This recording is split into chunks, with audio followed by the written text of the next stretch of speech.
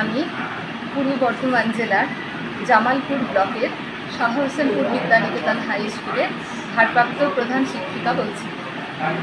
আমি আমার বিদ্যালয়ে কর্মরত বর্তমানে 3 জন পার্শ্ব শিক্ষক শিক্ষিকার সম্পর্কে কিছু কথা বলছি। এরা 2004 সাল থেকে সমান দক্ষতার সঙ্গে একজন পার্মানেন্ট টিচারদের মতোই কাজ করে চলেছে।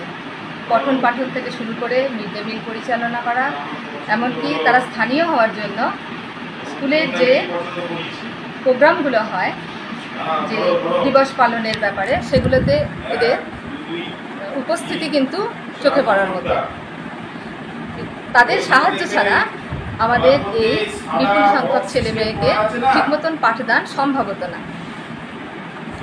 2004 সাল থেকে আমাদের বিদ্যালয়টি হাই স্কুল বা মাধ্যমিক পর্যায়ে উন্নীত হয়েছে। তখন এই প্যারা টিচাররা না থাকলে আমরা সেইভাবে স্কুলের হাল ধরতে পারতাম না। রেগুলার রুটিনের বাইরেও তারা প্রফেশনাল ক্লাস নেয়, এমনকি তারা 9, 10, 11, 12-এরও ক্লাসগুলো নেয়। কিন্তু দুঃখের বিষয় হলো যে এই যে তারা পরিশ্রম বা যে সেবাটা দিয়ে চলেছে, সেই অনুসারে কিন্তু তাদের পারিশ্রমিকটা যথাযোগ্য নয়। দীর্ঘ 20 বছর ধরে চাকরি করেও তাদের বেতন কিন্তু 20,000-ও এসে পৌঁছায়নি।